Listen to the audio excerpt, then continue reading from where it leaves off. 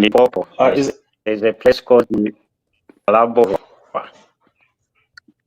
Okay, that's the name of the city. Yeah. Okay.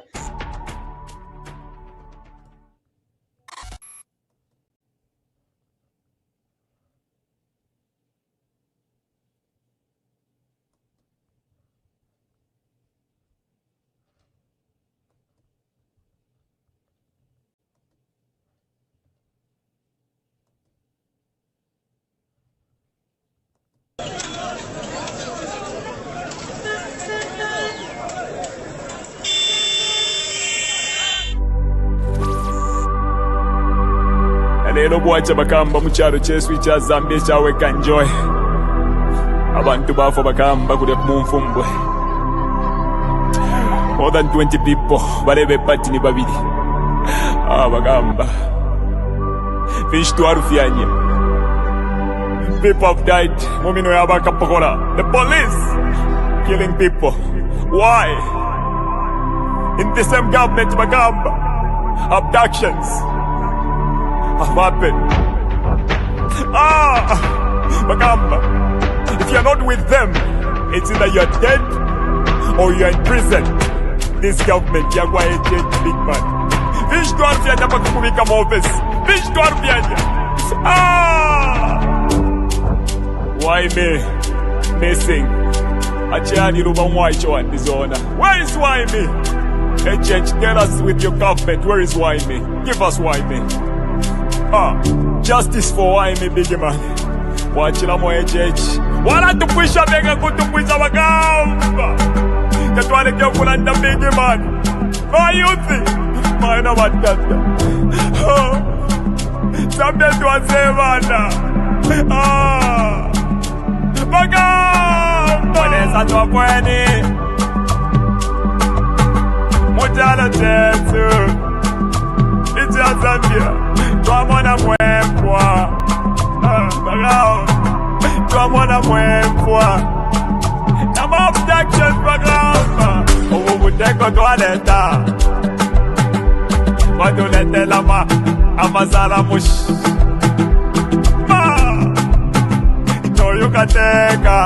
Kola ipompa tudeka. No you can take. Apa nomba bane. Mufulo pa mufulo.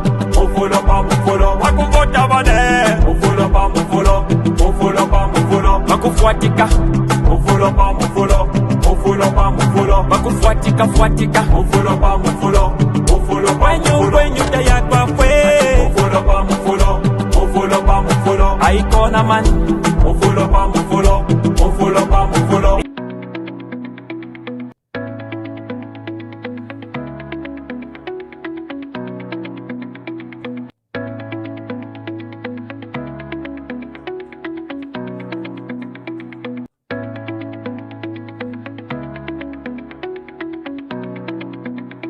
Detailed. I didn't see the report on how you're breaking them into 4 entities. Now, what we've done basically with the mining industry, we think because we want a competitive mining industry.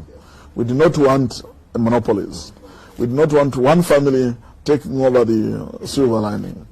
So we have looked at firstly the existing, which is the ZCCM, the existing mining industry, and decided what is the best way to look at it. So it's been proposed to break it into 4 packages, which is the Nchanga mine together with the Nkana as one package. Then there's Konkola deep mining and the Muflera as one, including smelters and refinery, as another package. Then there's the Baluba and the Wansha mines, including Chambeshi and others, as another package. And then there is an industry called CPC, which is basically the power company. That's seen as the 4th segment of the mine. And then you've got obviously the green fields areas where people can come in and go. And we think that this kind of structure will induce the necessary competitiveness we want in the mining industry. Are you already negotiating with a foreign friend? I remember Anglo is already involved in the consortium to do with the Konkola Deep And there are basically three people there, the way I understand it. Zanglo, Genco, and the Westing Mining Company are in that category. But there are also a lot of companies that are already doing due diligence. Cyprus, Amax, Africa Minerals Corporation from Canada, Phillips Dodge. So there are quite a number of other companies that are already in the field. You know, someone was announcing that they found too much gold, and so say, well, we want the gold rush in South Africa, let them come.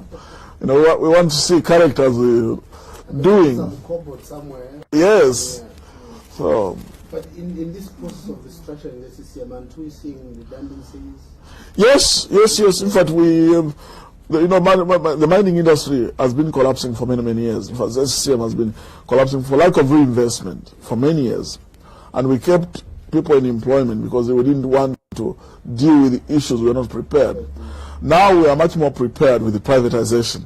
So we are addressing the issues of retrenchment upfront, in fact, before we privatize the company, so that the successor companies do not take over the problems of having to retrench. So we want to organize funding to take care of retrenchments.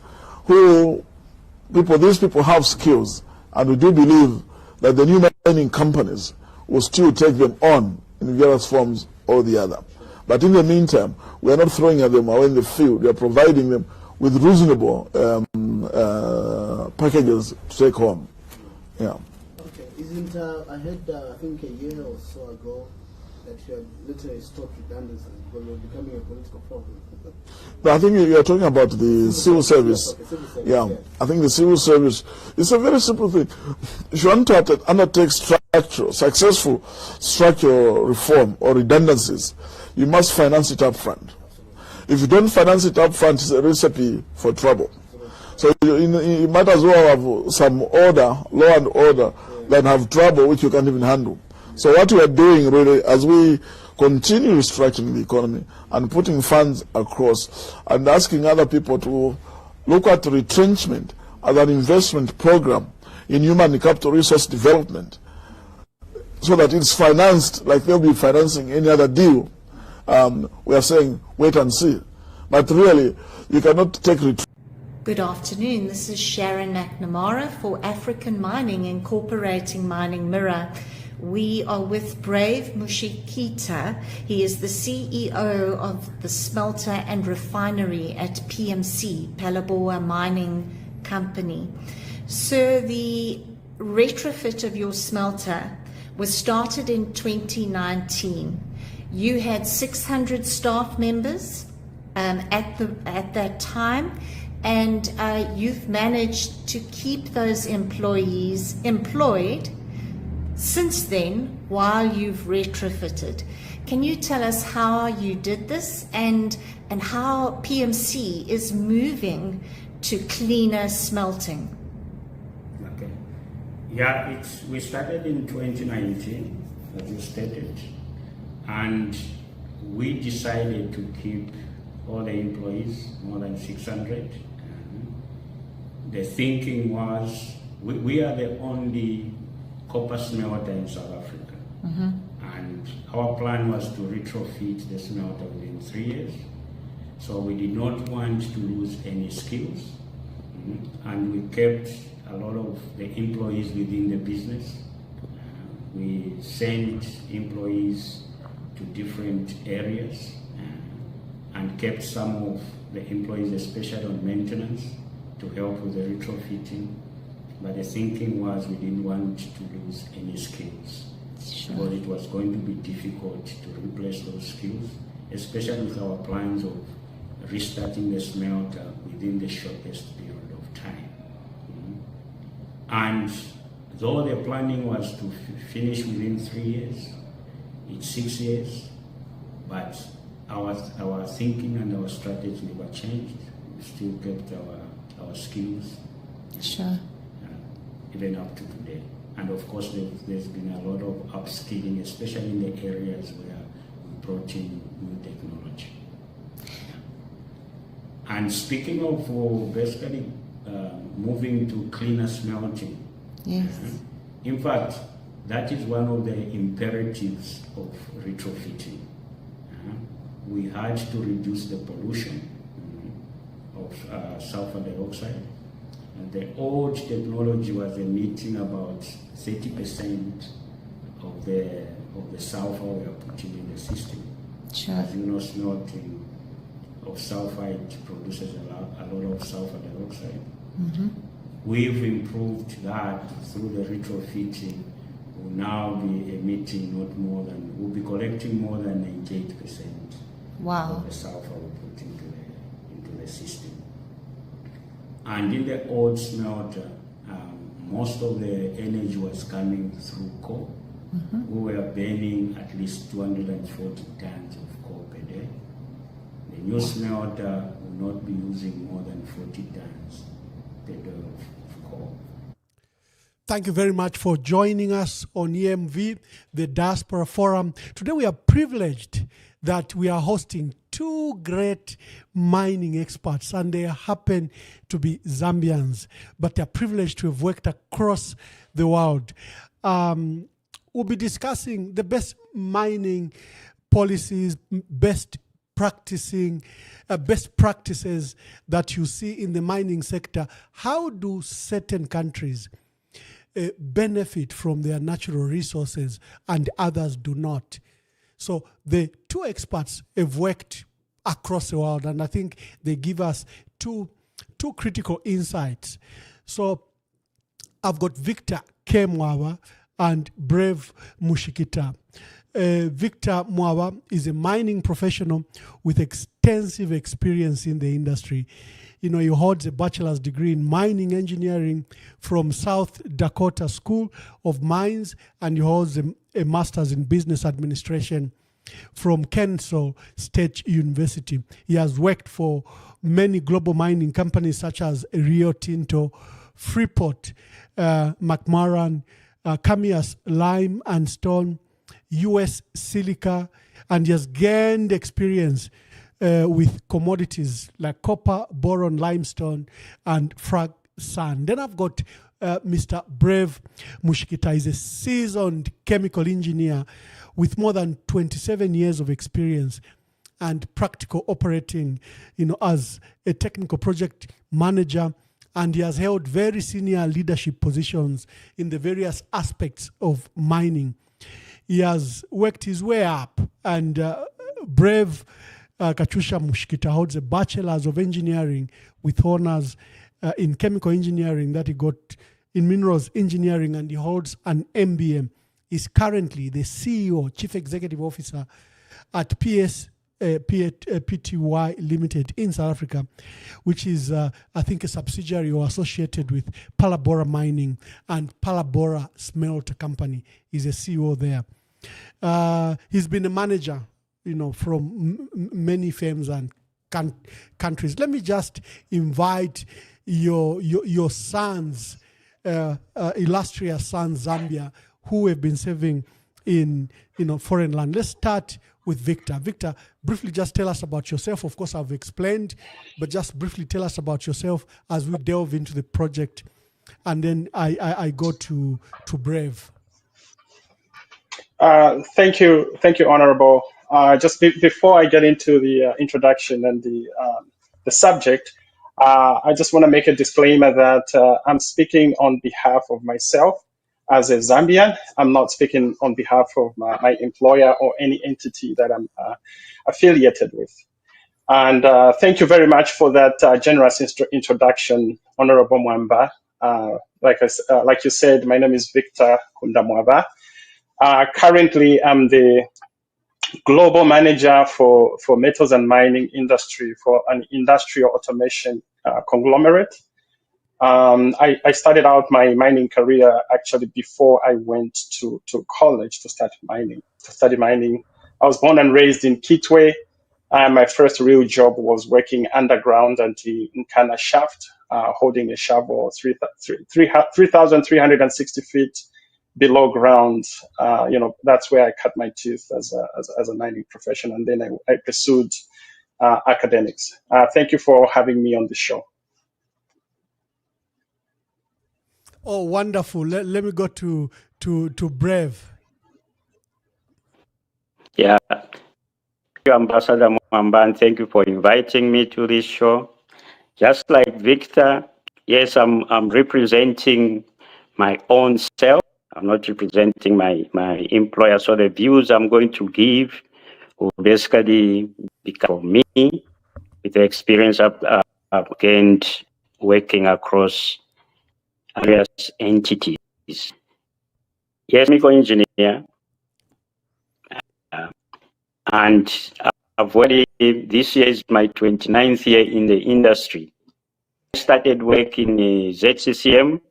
I think that was just 2 years prior to privatization. So I saw ZCCM in its last days. I worked for KCM. I also worked at basically as a strategic investor at KCM.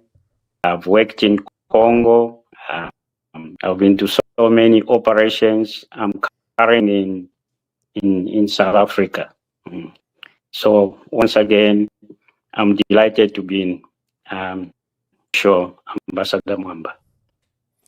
Wonderful, colleagues, and thank you very much for making it very clear that you are speaking in your own personal capacity, and that's the idea. The idea is that we are very qualified Zambians, very well experienced Zambians that have so much to offer, and they're currently employed across the world. For the first time, of course, I've been in foreign service, and I know the value of you colleagues, Zambians that live abroad. But it has become clear that sometimes Zambians don't even know what you do, and that some of the best brains are out there, and they are contributing and building other economies. And I thought you could have a platform in which you can share your best practices, your experience, and not necessarily defending your institutions, not at all. We are just drawing. Zambia, most of you, the two of you, took you to school. You went to school in Zambia. You still have communities, families, relatives in Zambia. And sometimes you might have a say in the sector that you are in, whether it's a health sector, agriculture sector, whether it's a mining in this case. You might have something to say. And I'm privileged that you joined us. We try as much as possible on the Diaspora Forum just to push the technical, professional issues, not necessarily the politics. How can we make our policies better from what you guys have seen across the world? Let's start with Mr. Mwaba. Victor, your reflections over mining in Zambia. Look, we are generating gross revenue up to $7 billion a year. The contribution to the treasury sometimes is very little. And as you saw in the earlier video that I played of Ronald Penza, the mining sector used to be first in the private hands for almost 40 years. In 1964, by 1970, they had gone to public hands, and ZCCM and the other divisions were created. And they ran until 2004 up to 2010. When we took them to the private sector, we remained with some golden shares. So we have seen it all. We've gone to the private, we've gone to the public, and now people are proposing a mixed way. Just speak to those issues on the mining sector and what you've seen across the world. Thank you, Ambassador Mwaba. Before we go into the economics and history of the mining sector in Zambia, I would like to draw our attention to safety and environment. First things first. I think the mining sector in Zambia needs to step up when it comes to safety compliance and also environmental compliance. Very recently, back in February, there was a significant incident that happened in Chambishi, where a lot of acidic slurries were discharged into the Kafue River, and a lot of fish died. And the people of Kitwe, my birthplace, were not able to have drinking water for a number of days. That is an opportunity for the industry to step up when it comes to safety. That's an opportunity for the industry to step up when it comes to environmental compliance. Mining economics are fairly easy to quantify, but when it comes to safety, when wildlife is being impacted, when the quality of life of the people are being negatively impacted, I think that's an opportunity for the country as a whole and the industry to step up. This is not a Chinese company problem. It is a mining industry problem. This is an opportunity for the regulators to really hold the industry as a whole accountable for safety and environmental. A lot of times we do have excuses to say, hey, Zambia has very limited resources. We can't have mine regulators, inspectors, environmental regulators in all parts of the country. We don't have enough funds. What I'm going to say is that we do have enough funds. The industry, which generates $7 billion, $8 billion worth of revenue for the country, is capable of funding regulators so that people can have as normal, if not better quality of life being impacted by mining. Ambassador Mwaba, you mentioned about the history of the Zambian mining sector from nationalization to privatization. I am of the view that a hybrid of the two is ideal. If you look at the country of Chile, Chile has a hybrid of the two, nationalization and privatization.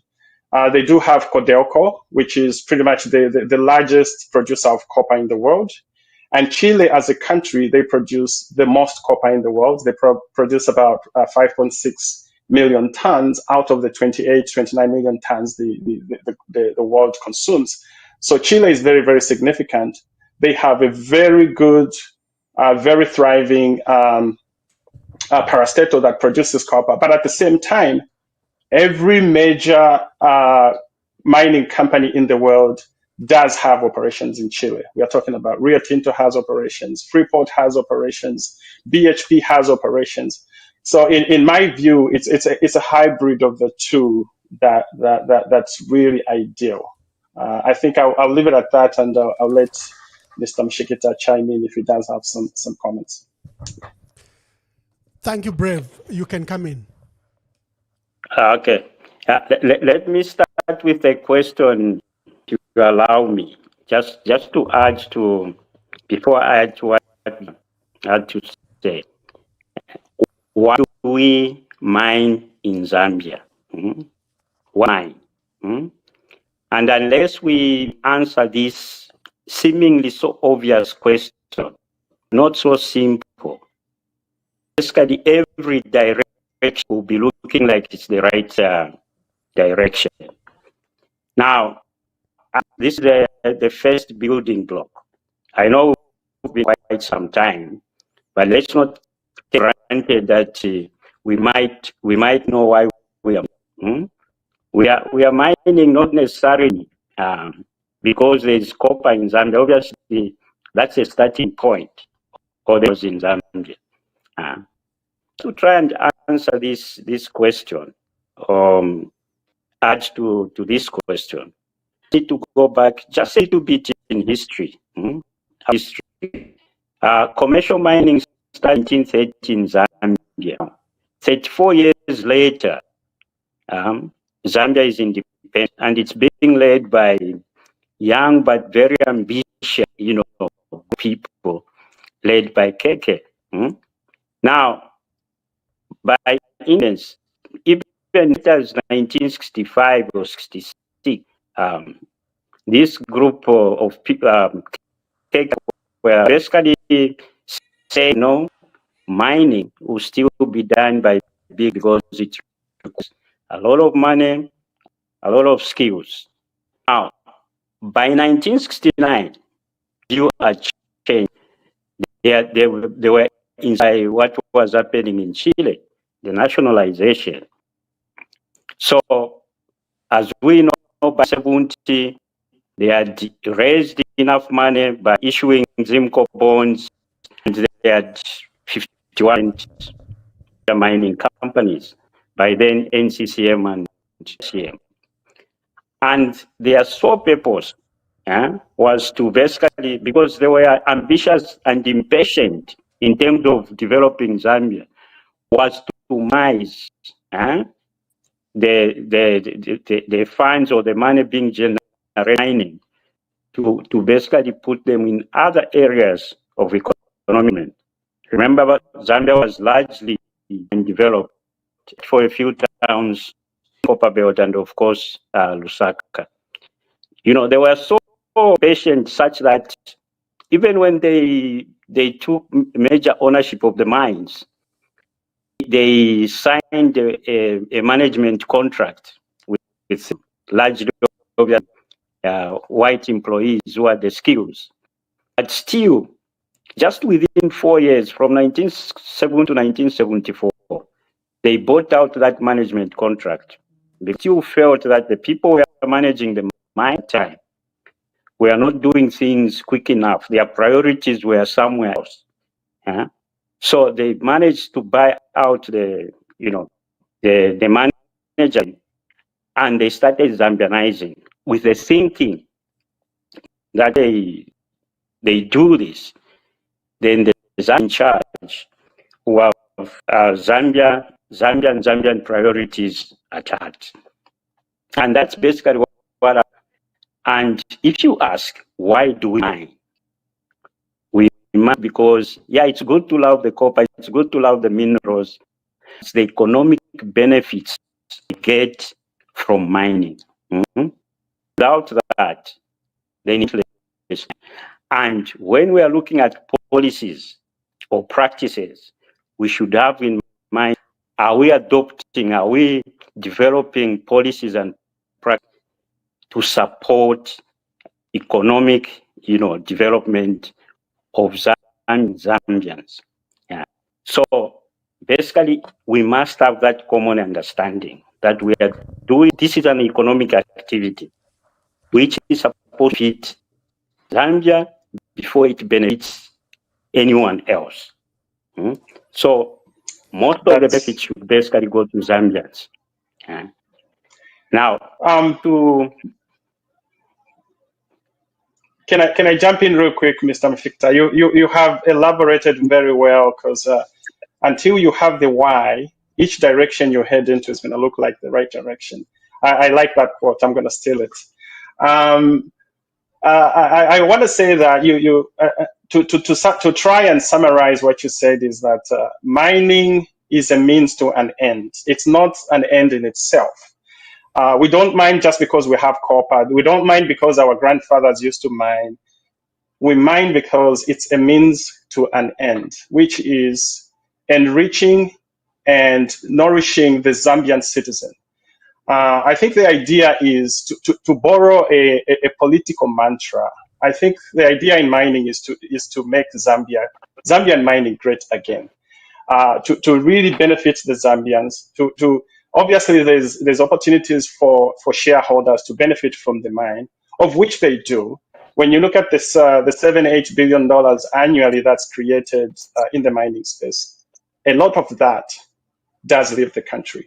There's very little that gets retained within the country.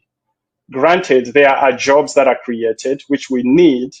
However, there's definitely a lot of opportunities. I believe the government is looking into some local content legislation that's going to make sure that enough of the local contractors are employed in the mining value chain. I think we need to go a step further. We need a lot of contractors to actually set up shop in Zambia. A lot of major mining contractors, and we call them EPCs and OEMs. If I can mention Caterpillar, Komatsu, they need to set up shop in Zambia. But also processing contractors and OEMs such as Metso, FLS, those that actually make processing equipment. They need to be domiciled in Zambia, because at the end of the day, it's not very economical for the mining industry in Zambia to be importing everything from elsewhere. Transportation tends to be a very, very costly line item. So it makes sense for mining suppliers, mining contractors to actually start, creating an ecosystem right there in Zambia, like we used to have back in the day. The Kitwe industrial area was thriving when I was little. And I'm sure Mr. Brave can speak to Chidelabombwe when he was little. So I just wanted to say there are so many economic activities that can be done within Zambia to really benefit your common Zambian citizen, and not just saying about the $8 billion, the majority of which leaves the country. In fact, gentlemen, that brings me to this very important question. Why doesn't mining appear to benefit Zambia like it was in the golden days of ZCCM? ZCCM supported schools, built townships, supported roads, infrastructure. It had hospitals, and it helped power the country. Clearly, ZCCM was a golden chicken laying golden eggs for a country and for country development. But we've seen a sharp and rapid decline where the large-scale mines, other than paying taxes, don't seem to have any other obligations to our country. In fact, in many cases, they don't pay taxes because their mining agreements appear to protect them. And they have a lot of tax and other incentives. They've import duty-free, capital allowances. They can bring in these mining equipment tax-free. It doesn't seem to, the mining sector, although generating up to 70% of Zambia's exports, doesn't seem to benefit our people. You referred to Chile, which is the largest exporter of copper, and the bulk of it is a state-owned enterprise, or it has a larger state participation in the mining sector. We were public, we were private, went very public, now we've gone almost totally private. And now there is an emergence of illegal mining because gold is sprouting everywhere. And ZCCM-IH, which is supposed to be an investment firm to secure Zambia's interests, seem to be a lame duck. In the large-scale mines, its shareholding appear shaky. Then in the new mines that are emerging, it doesn't have a presence. It doesn't have a presence in companies like Barrick Gold. It doesn't have a presence in other new large-scale mines. Clearly, our people are asking, if we are one of the largest exporters of copper in Africa, our largest exports, up to 70-80% is copper, it's supposed to be the largest employer. Why are we not benefiting from this? In your various jurisdictions where you've worked, you must have found this question, and it can be a point of conflict if it's not managed well. How do other countries manage it? I'm glad that, Victor, you highlighted the issue of Peru. Just, gentlemen, either of you can speak to the issues. Yeah. Mr. Mushikita, Ambassador Mwaba, yeah. I think when you, of course, people can remember what ZCCM was doing. And unfortunately, when we privatized, we realized at our weakest. But I think that was then. Yeah? My sense of belief is this, and what I've seen is this. As long as capital is foreign to Zambia, I mean, the job of capital is basically to grow, and it goes where it is. Yeah? We need to start relooking at how we do things, start domesticating some capital. In fact, let me just I'm glad you mentioned ZCCM-IH. Let me just go to the matter. ZCCM-IH is definitely a lame duck. It does not create value per se. Yes, they say they hold investments, but if you basically look at their KPIs, are they growing those investments? So if it was up to me, I would basically just divest all those investments and create ZCCM, recreate it, and to become an operating company. In fact, Mopani or KCM at some point that was an opportunity for it into an operating company. So this ZCCM-IH in its current formation, it's not helping the country. We think foreign capital is going to, economy. It won't. In fact, foreign capital follows margins. And just next door, the Congo DRC is going to eat our lunch. In fact, it's already eating. Yeah, they've got much more copper than we do.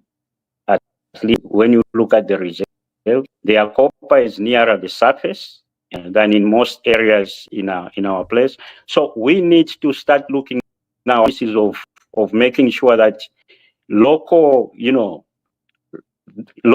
with money getting into the business.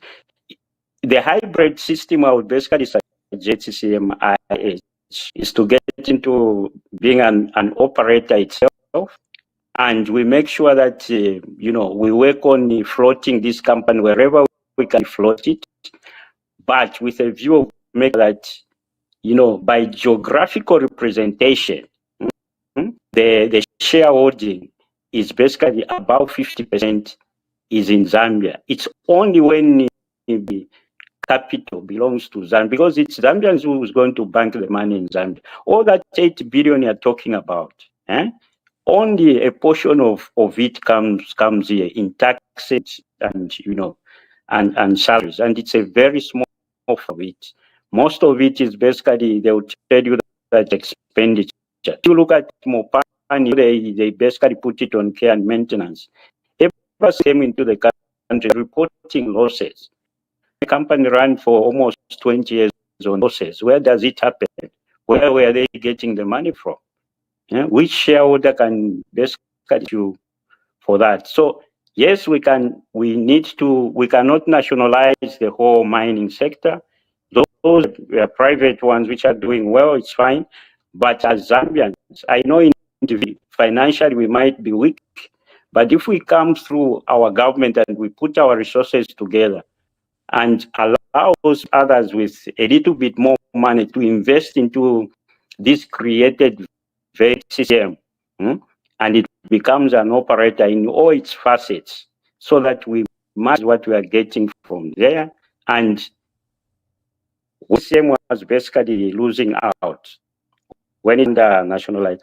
There were deep conditions there. If people remember, prices were very low.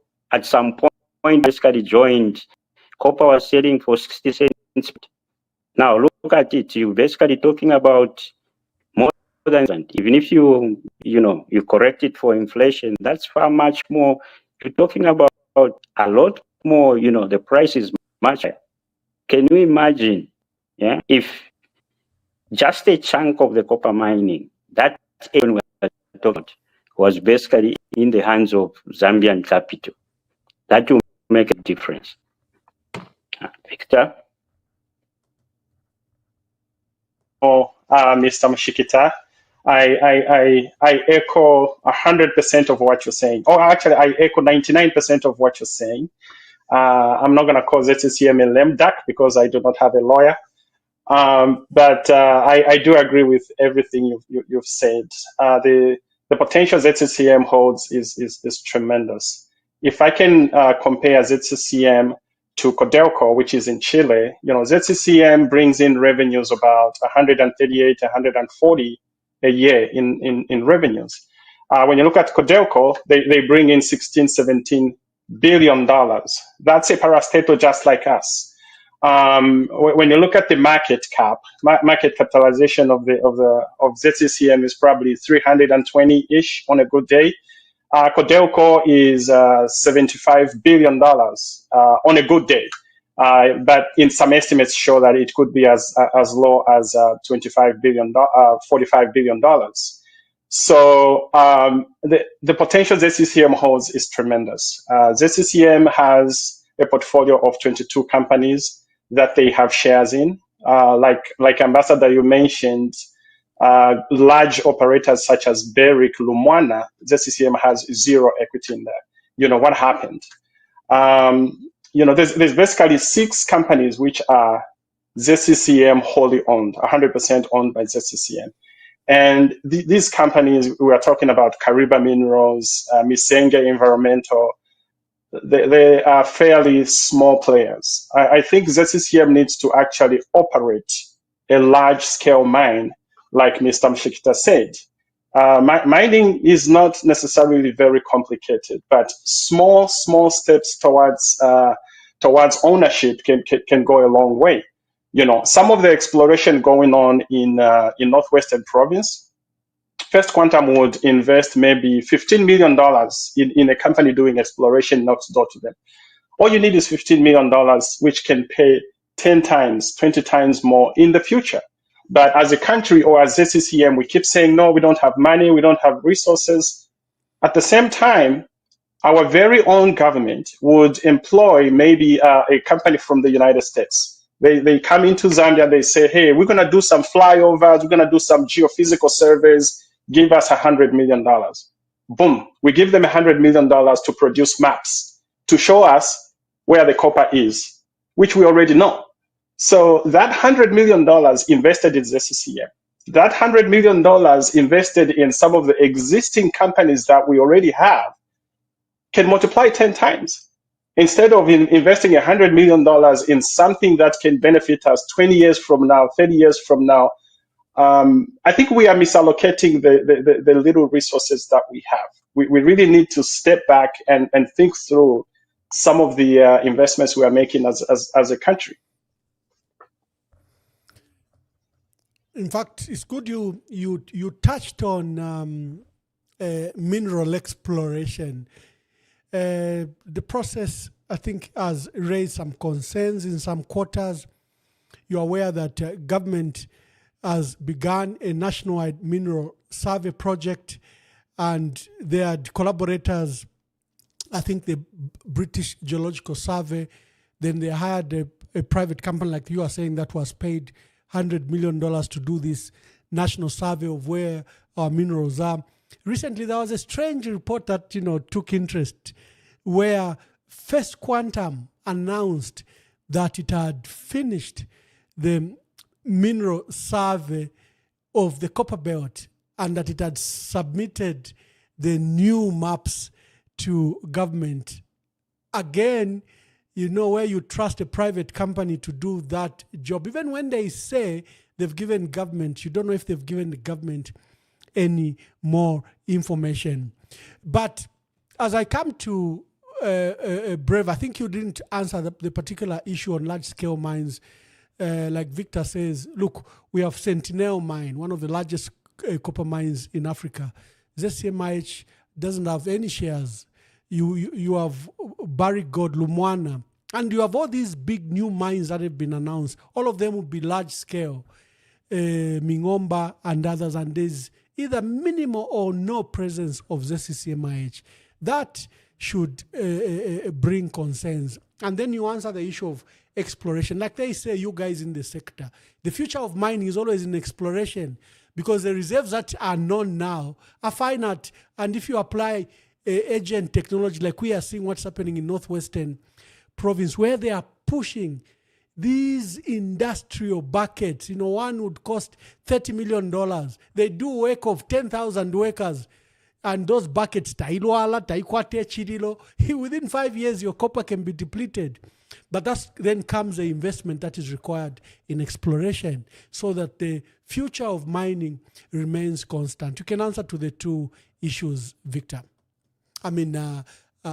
Brave. Yeah, the issue for ZCCM not having shares or any,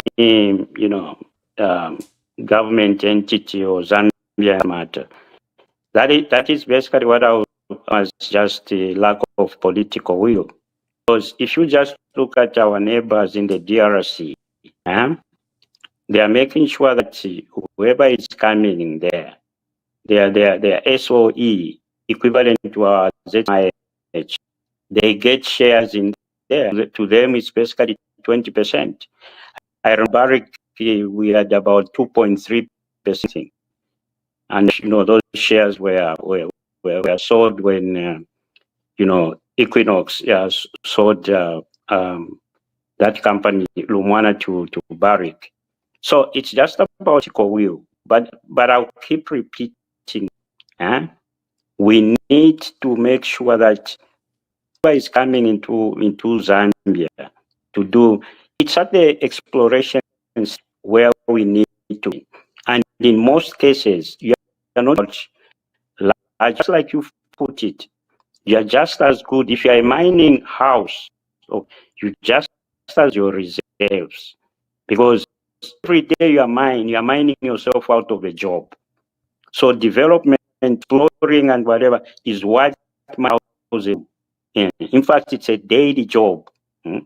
So we need to be doing that. I just want to come to the issue again of the government having shares mining. People talk about Chile. No, Chile, there's too much over there. There's this. Let's just go. Let's talk about Poland. There's a company called HM there. It's a government owned. About 31%. Just formed in 1961. I think almost at the same age when it was getting independence. That company, the government now holds 31%, but they made sure that the other 30% went to the Polish nationals. Though other people share, but geographical representation is key in the shareholding, because they 90% of the dividends, if they are declared, those are going to the Polish accounts. So there are so many examples, but we just need that. If that we can do this, we cannot perpetually live in fear and say, no, we nationalize at once, and then we know the conditions are different. Those of us who look at these things, we know during that period, the turmoil which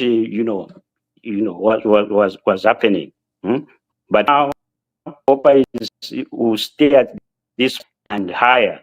We cannot afford not to be part of the equation. The current power deficit, 2 years on, going to the third year, how does it affect industrial entities like mining? You guys, I think, require a lot of power.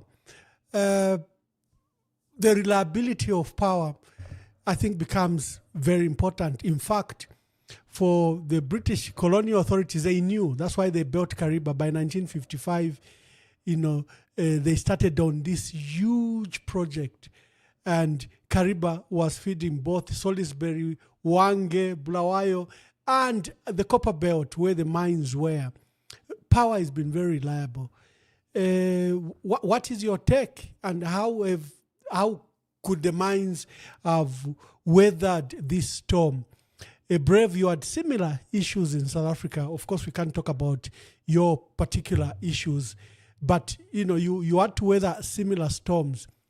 The issue of all other sectors working, roads should be there, the rail should be there, power should be there to make mining competitive.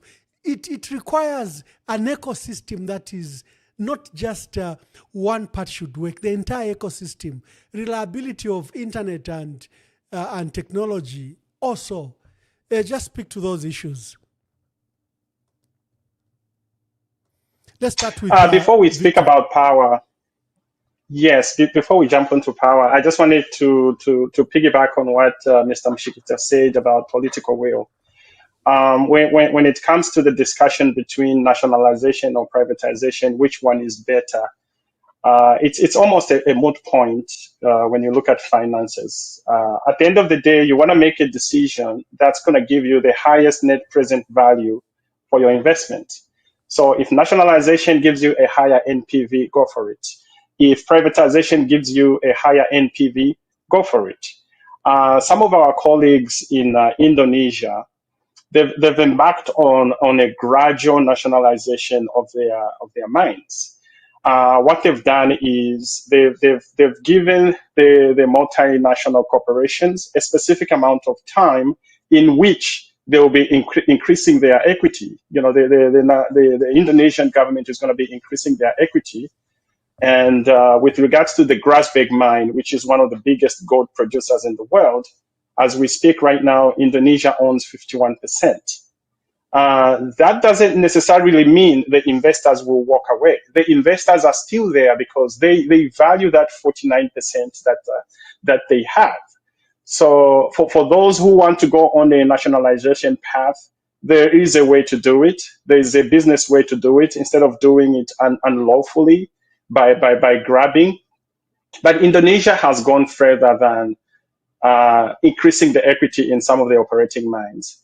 They have mandated localization of downstream processes. You may call it value addition. So they require some of the larger operators to build smelters in that country so as to create jobs. Instead of shipping the ore or the concentrate to another country where it's going to be processed, if you do it as close to the source as possible, it just makes economic sense. Instead of transporting 30% waste to go and refine it in China, refine it in Indonesia, throw away that waste. It just increases the margins for that product. Now, a lot of times the mining houses will say, no, we don't have the skill set locally, as is the case in Zambia. They like saying, no, we don't have the skilled manpower to do A, B, C, D, E, F, G. Skilled manpower can be created. That is something people can be trained. In mining, we are not asking for support staff to be brain surgeons or neuroscientists or astronauts. No, we are talking about welders. We are talking about skilled trades. So with the political will, I think the government can actually give a specific time frame to say by such and such a time, value addition has to be done within the country. And if nationalization is the way to go, continue increasing that equity into those operating mines.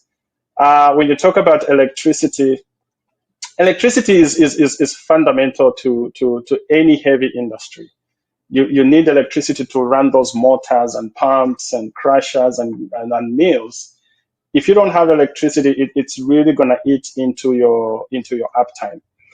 A lot of times what happens is sometimes you might discover a deposit in a very remote area. In situations like that, you have to make your own electricity. In countries like the United States, obviously it's not Zambia. We get generators on site. We start producing power using natural gas, and we would still make money because at the infancy of a discovery, usually the margins are so high that even if your electricity is 5 times more than utility electricity, you still make money. So there's that lag between industrialization and electricity.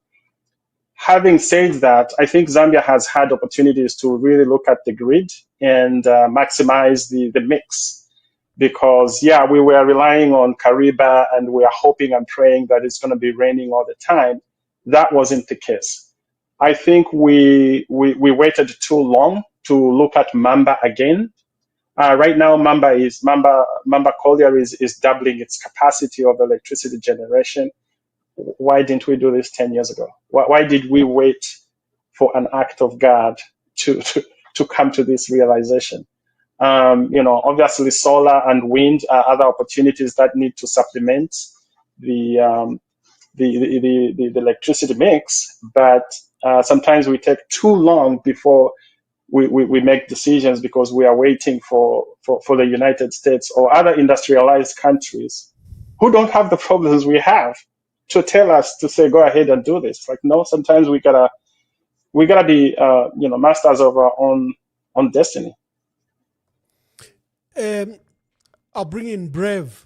And Brave, you should answer this question for me.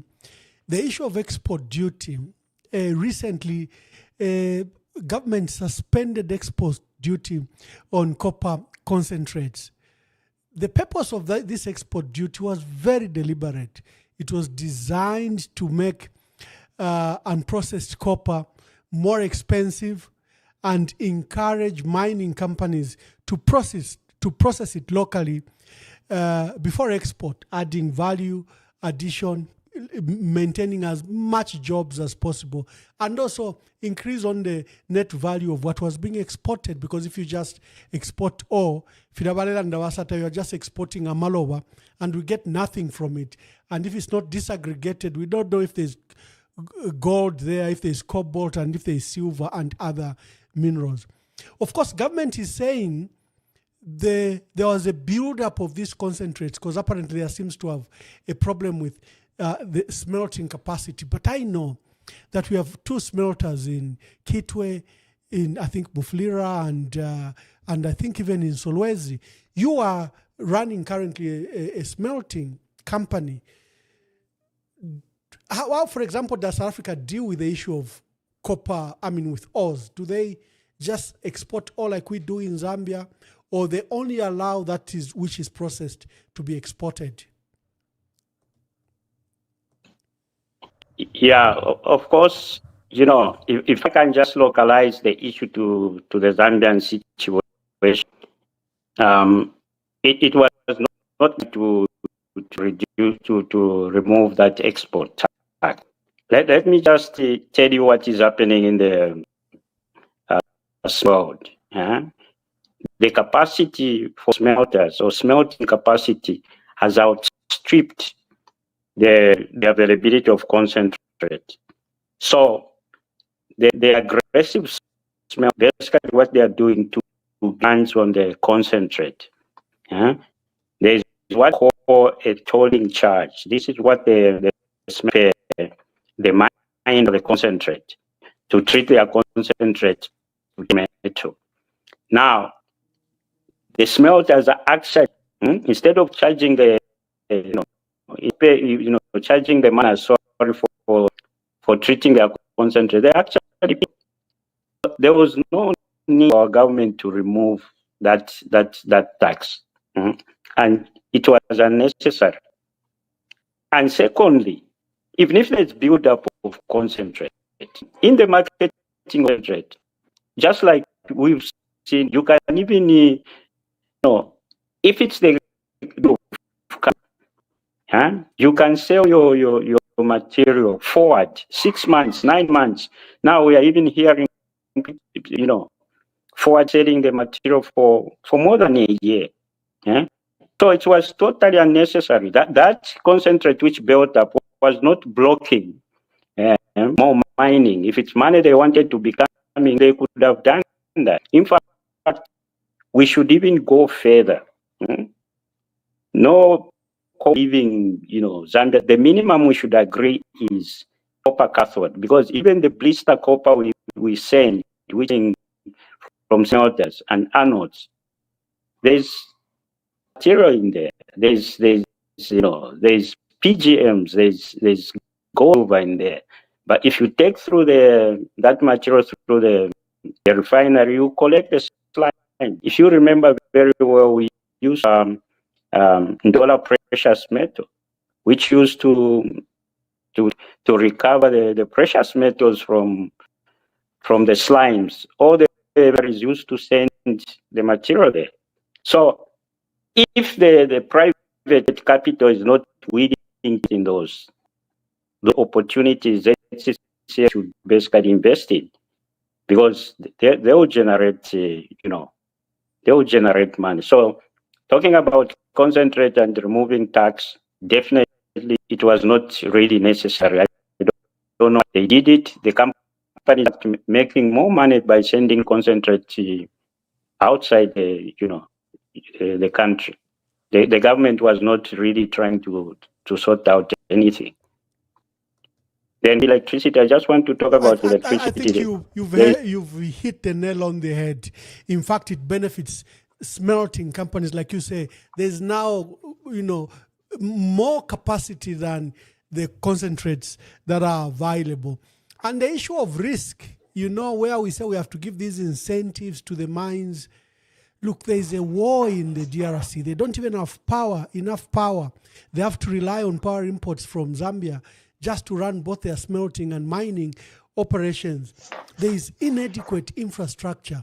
Yet within a period of 5 years, The DRC has shot to be #1 producer of copper. In fact, the latest figure I looked at, you guys are the experts, is that it's producing up to 3.2 million metric tons of copper, making it, I think, #1 or #2 or #3 in the world. Now, it used to be #2, that's somewhere correct. #10, Yep. but now it's jumped to the top 5. Yet it is at war. It has inadequate infrastructure, no good roads.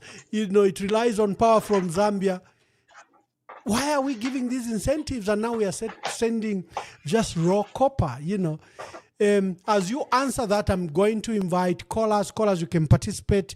I know this can be a technical subject for our people, but you need to know. We need to bring panelists like this, that they break down some of these issues that and they give us insights of what can be done better in our country. So the lines are open. You can answer. You can call. Sorry, and Victor and Brave. Either of you can answer to those issues that I've raised.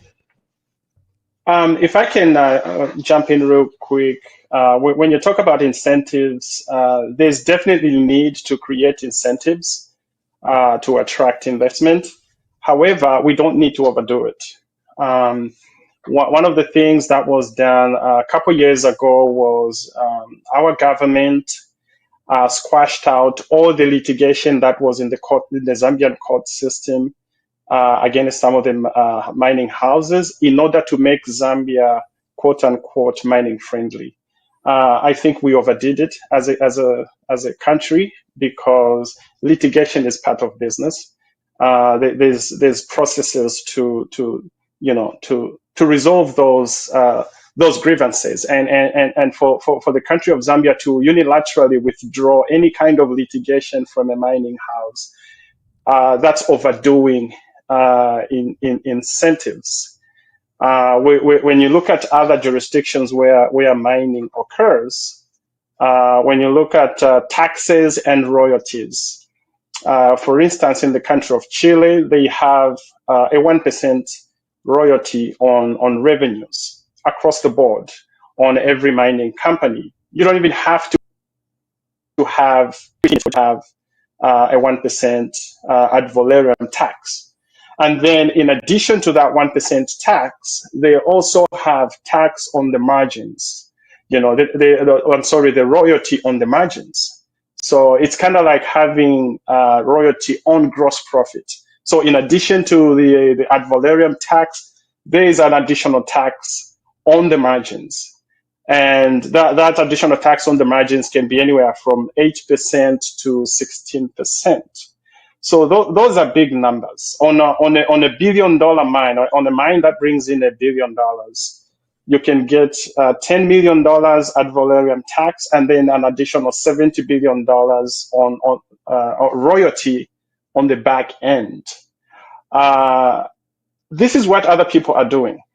And for Zambia not to be copying these value retention mechanisms, it is astounding, really, because we want to make it more attractive for investment. At the end of the day, there's only so many locations where you can mine, okay? In the next 10 years, there's likely to be a 25% shortfall in the copper the global economy needs, because there's need for copper in electrification of vehicles. There's need for copper for general industrial growth. And they also need for copper for these AI and data centers. So in the next 10 years, there's going to be a 10 million ton shortfall in global copper supplies.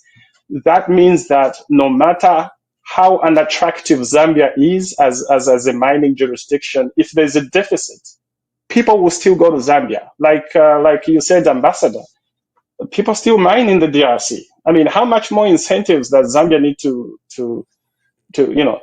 bend over backwards?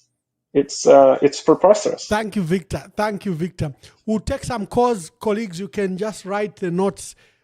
The people will be calling. They'll be asking you as a panel. They'll make contributions. They might ask questions specifically or collectively to you. Caller, tell us your name and where you are calling us from. Thank you so much, Ambassador Mwaba. Patrick Chilufya from the UK. Mwaba, thank you so much. I know Mwaba, we know each other, but Mushikita, I don't think we know each other, but thank you so much. Mwaba, thank you so much for bringing these experts. But Mwaba, from what these experts are saying, there is only one thing that we have a problem. Our country lacks leadership. Mwaba said political will, which is the same. And we've got misplaced priorities. Because Mwaba, running a nation, because one of the reasons why we brought in HH, because we thought this is a guy from the business, is strategic. Running a nation is not just the executive or one person, a messiah, body will fix it. It's a collective response. It's a collaboration and a collective responsibility of all stakeholders. Imagine if Mushikita and Mwaba were part of the diaspora advisory committee on mining. You tell me our nation will be in this situation. You know, and I agree with these guys. Not until copper becomes our economic driver, Zambia will never go anywhere. You remember Kaunda material reforms 1969. Kaunda realized that, but it will be la. What did he do? Zimco was on the London and Paris Stock Exchange. Kaunda went and issued a Zimco bond, 8 years Zimco bond at par. And he got 51%. And then since we didn't have a lot of qualified Zambians, he gave 49% to Angro and Ron Select Trust to run the mines on our behalf. And that's the time Zambia built the Tazara, everything, and started diversification into agriculture until we had a disaster, in the 70s. So, Mwaba, Kaunda had a powerful strategy, policy, or comprehensive policy on mining. Why can't our leaders learn from there? But, we are talking about not enough refining or smelting capacity. Kaunda built, Kaunda government had Ndora refinery, which was refining gold and other things. That was a parastatal. And not only that, we had a company called Precious Metal Plant, polishing the emeralds and other precious stones. We sold those companies to a company called Benoni Group of Companies, who are based in South Africa, but they had a branch in Zimbabwe. All the equipment went to Zimbabwe. But Mwaba, if we had proper leadership, they would know that there is not enough refining and smelting capacity. Why can't we come up with a local content law? Every country that has developed, there is corporate investors. Like ZCCM, we need to have 50% in all the mines. Maybe the government 30%, the other 50 plus, the other 20% or 21% should go to the corporate investors and as well as Zambians. Because most of the money, and that 51%, the dollar sales of that 51% should come into Zambia. That's what Botswana does. But we don't have leadership. How do you go and give zero tax on those minerals, the ore and the minerals they're exporting? That is a disaster, Mwaba. All these things are happening is because of lack. Look at DRC. Mwaba, they've got a local content law. I've got friends who supplies DRC mines. You cannot supply as a foreigner in Zimbabwe, in DRC. You have to go into a joint venture, 50-50 with the Congolese. Whether a Congolese puts the money or not, you have to go 50-50%. But in Zambia, somebody can sit in South Africa, in the UK, in America, and will supply $50 million worth of equipment. Nothing remains in Zambia, and the cash is paid in dollars. Who has bewitched us, Mwaba? Thank you. And then ZCCM-IH, Mwaba. Not only can it become an efficient operator, that is, there's no political interference, it can also become an investment vehicle through which Zambians can own mines, Zambians can develop mines.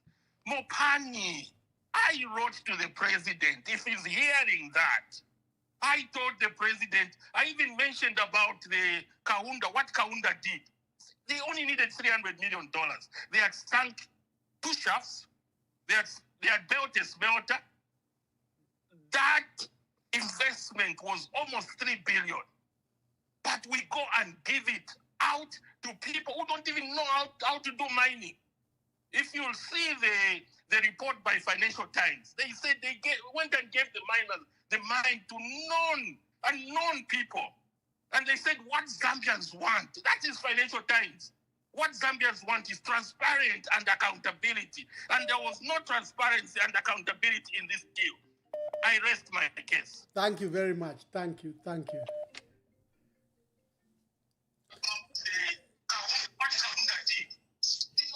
Hello, caller. Hello, caller. Hello. Sir, how are you?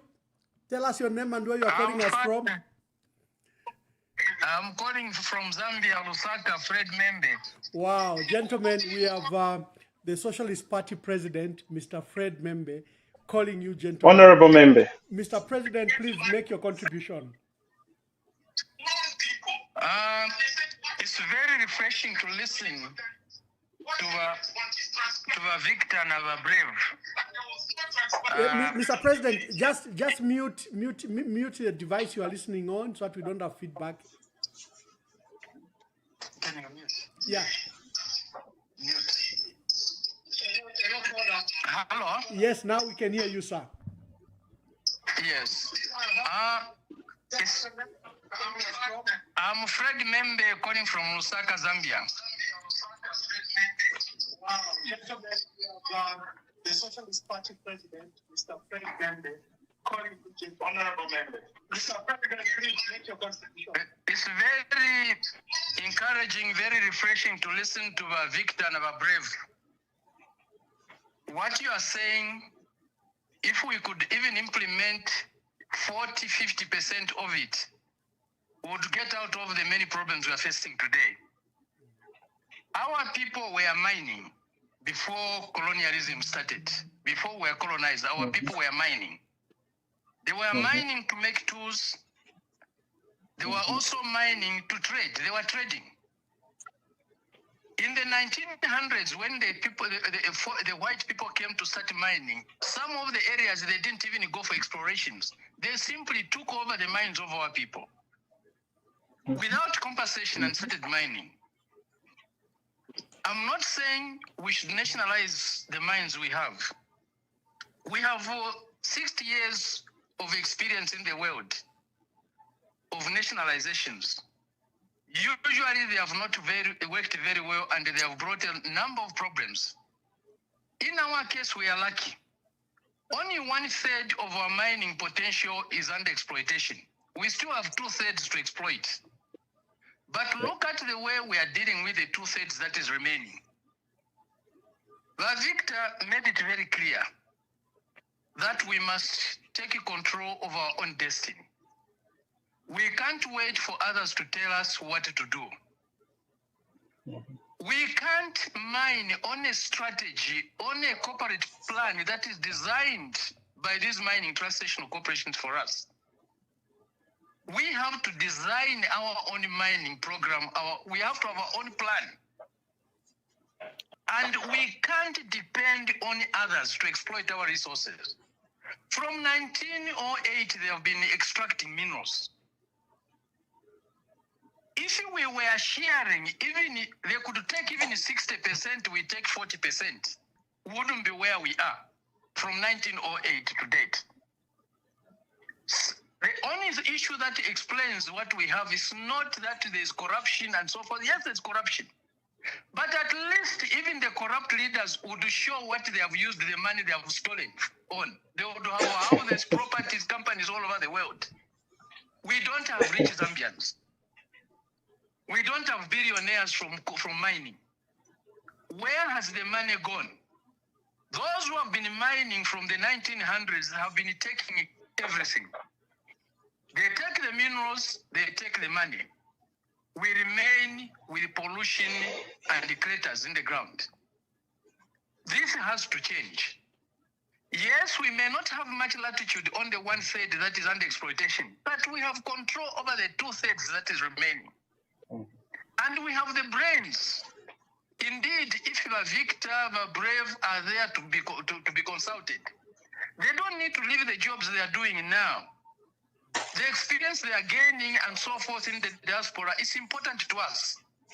But they can participate. These should be the chairman of the mining corporations in Zambia. These should be the directors. These should be the advisors to government and integrated into our system. Not the way we are going. There's no benefit we are getting from mining. We can actually close mining. And this country will still move on. We are not benefiting. Mining is for money and nothing else. If we don't get the money, what is the benefit of mining? Cuba, a poor country, gets $5 billion from tobacco, from making cigars. $5 billion.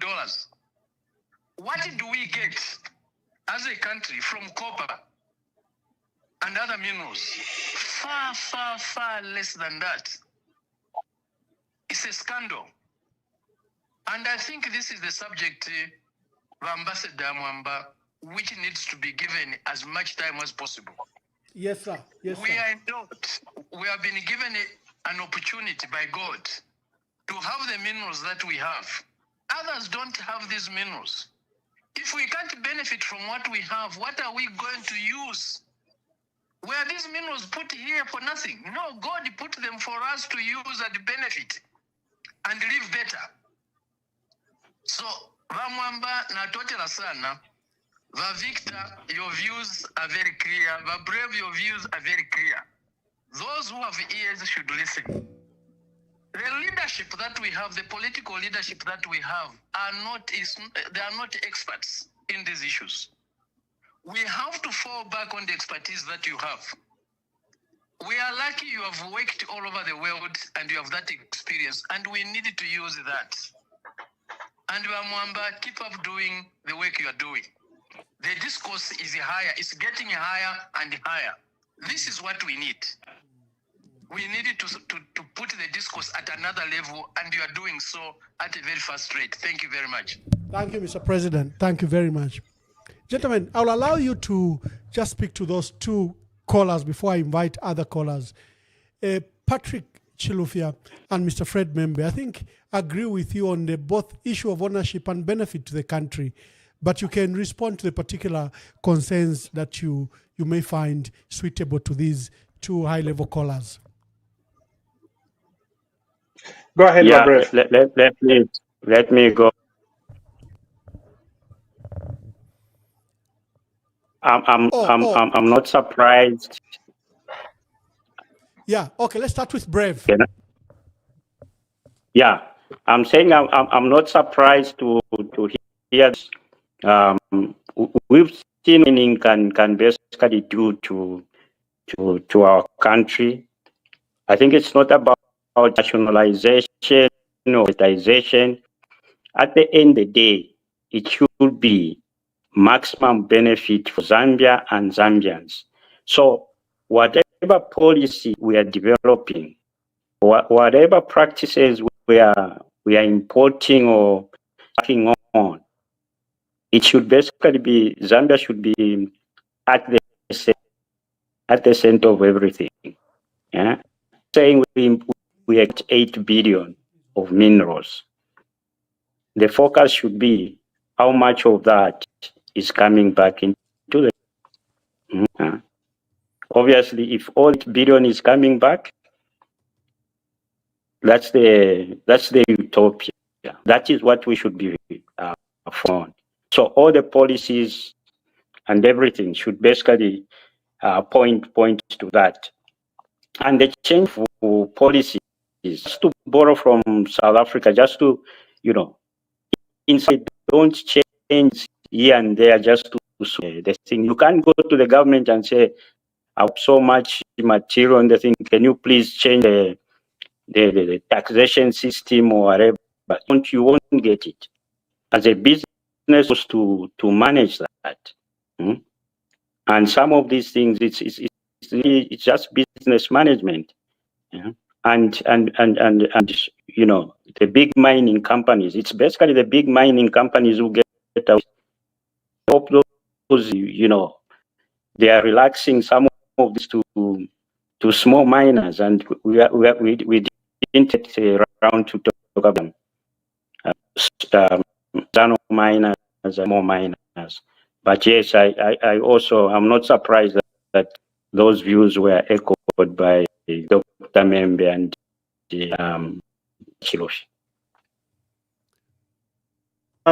One item Mr. Chilufya mentioned is an advisory board. Mr. Brave and I have the fortune of having benefited from ZCCM itself. Both Mr. Brave and I got ZCCM scholarship from the strategic foresight the likes of Kaunda and Grey Zulu had, that we're going to need this manpower. Let's train it, and in various parts of the world, locally and outside. So we are incredibly humbled and honored. And if the government of the day would like us, or I'll speak for myself, if I was asked to serve as an advisor, I would be honored. With the one from Mutabakana. So I'm all ears to that. Dr. Membe, President Membe mentioned about the 2/3 potential of mining that has not been explored yet in Zambia. And he's 100% correct. Again, if we can borrow from another mining country, which is Chile, Chile has vast deposits of lithium. And as many of you know, lithium is needed in electric vehicles and batteries and whatnot. So moving forward, any mining company that wants to start processing lithium in Chile has to partner with Codelco, no ifs and buts. If they don't like it, they can go to Argentina or Bolivia. But as far as the Chilean government is concerned, they've put their foot down, and investors have not run away. They are lining up to exploit the Chilean lithium deposits. So this timid spirit that we have as Zambians to say, well, if we do ABCD, they'll run away. If they do ABCD, they'll run. But where are they going to run to? There's a deficit of these minerals. Where else, they're not being manufactured. So we just have to have that political will to do the right thing by the Zambian people. I'm not going to say bad leadership because I don't have a lawyer to get me out of Chimbukaya.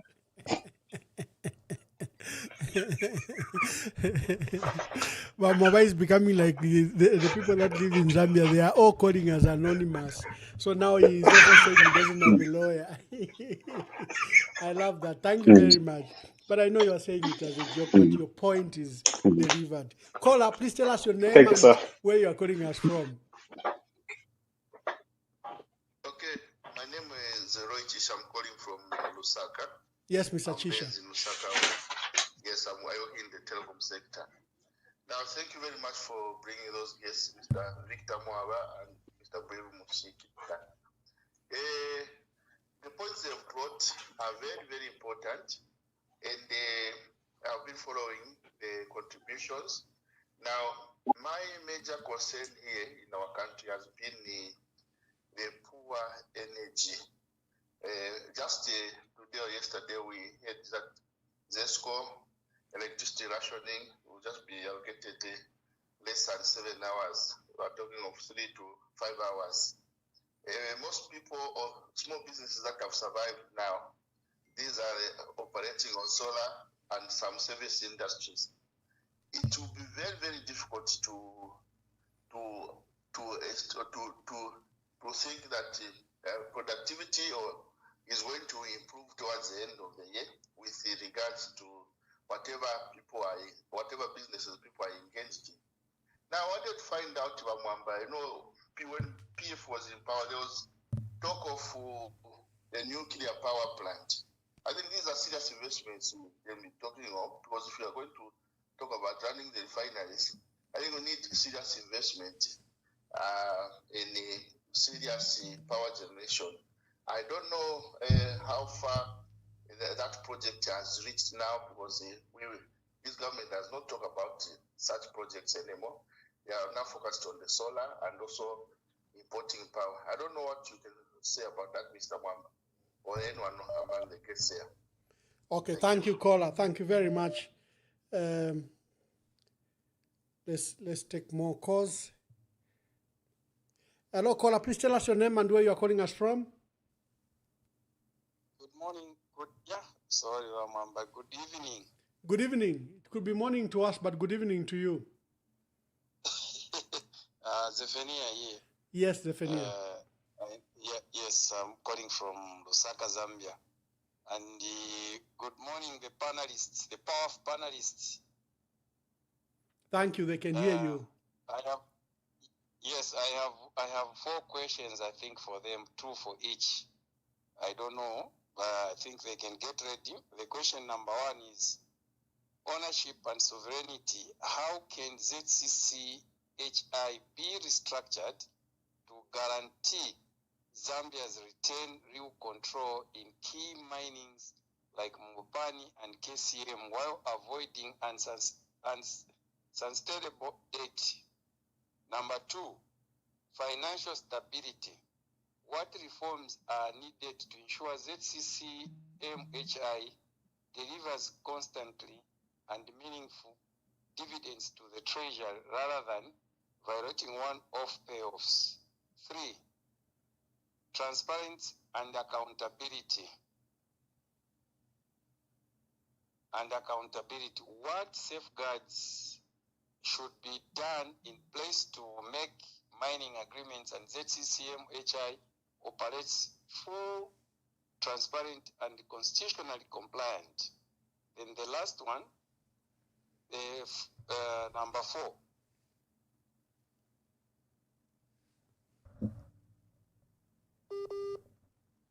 Have we lost you, Zephania? Oh, Zephania is gone. Gentlemen, I've got Mr. Charles Kachikotis. I think he's a very renowned senior journalist in our country. He says, please explore the Kafue pollution disaster. In February this year, 50 million liters of metallic waste from a firm called Sinometal's Leach Mine in Chambeshi spilled into Mwambashi stream and onto Kafue. At a time, large quantities of dead fish were reported to be flowing up to 100 kilometers downstream. The United States government has gone as far as warning their citizens living in these regions to vacate until there's assurance that the water and the environment is safe again. Zephania has asked those questions. There's a young lady who's, I think, miner of the year. Just a minute. Let me just. Okay, this person, I think, required that they remain anonymous. They've talked about the National Geographic Survey, and they've questioned the role of FQM in it. To what extent can a participant in the competitive sector, one of the participants in the competitive sector, be allowed to participate as FQM was allowed in the national survey? I think that's the question. The second question is the 1 billion gold agreement with Canadian Royal Gold. This is, again, First Quantum story where it has created a subsidiary and Kansanshi is paying it an upfront of $1 billion. And last year, First Quantum declared 818 kg of gold worth $62 million. Now they need $1 billion. This will require about 425,000 ounces, which will be 12,000 kg. Where would FQM get this, or have they been under declaring from Kansanshi? So from 800 kg, all of a sudden they have to find 12,000 kg. These are very specific questions. I think this caller knows what he's talking about, that it gives credence to the allegations where we know that gold production, for example, at Kansanshi and other mines, is far higher than it is declared to tax authorities. I think that's a very insightful question, gentlemen. And like Fred Membe, the president, Dr. Fred Membe, says that we may need another set of discussants, maybe now to discuss at political level. You guys are technocrats and you came to give us insights in the technical aspects of mining. Let's go with those two questions. And let me bring in Victor first, and I'll bring in Mr. Brave Mushikita. Thank you very much, Ambassador Mwaba. Touching on the issue that Charles Kachikoti mentioned regarding cyanometals, that issue is definitely preventable. Moving forward, we need to learn a lot of lessons. From a distance, it doesn't seem like we've put in adequate measures to prevent such occurrences from happening in the future. This needs to be a come to Jesus moment for the industry in Zambia. This is not a cyanometals problem. This is an industry problem, and regulators really need to call the whole industry together and make sure that there's enough resources. There's enough safety inspectors. There's enough environmental inspectors. There's enough of everything to be able to make sure that our waterways are safe and our air is safe. We cannot be extracting $7 billion worth of value and say we cannot afford to have enough regulators. The two statements just don't jive together. From the anonymous person talking about under declaration of gold or any other mineral for that matter, I can't speak to the specifics. I don't know what's going on at those operations, but what I've realized is that if ZCCM-IH is a shareholder in any company out there, what I've seen done across the world is that a shareholder is entitled to have accountants, mining engineers, metallurgists at the operations, so that every production report is not only submitted to the major shareholders such as FQM, but also the minority shareholders such as ZCCM. They should have 100% matching books every single day. This is something I've seen happen, especially in the United States, where you have, let's say, a Japanese investor such as Sumitomo, which has a lot of shares in large mining sites across the United States. They have their own people tracking production throughout the value chain. How much has been mined today? How much has been processed today? How many POs have been issued today? Everything is transparent to all shareholders. If ZCCM does not have employees at every single site that they hold shares in, there's potential to not know just how much value is being generated there. So I think the anonymous caller has reason to stay anonymous, but there's a tremendous opportunity for especially ZCCM or even ZRA to really have their staff on some of these sites. This has been a long time problem. It's been happening for a really, really long time, whereby, according to Zambian books, we've exported so much cobalt to an Asian country. And then an Asian country is declaring 10 times more of the same material. So, okay, where did it come from? How did it disappear?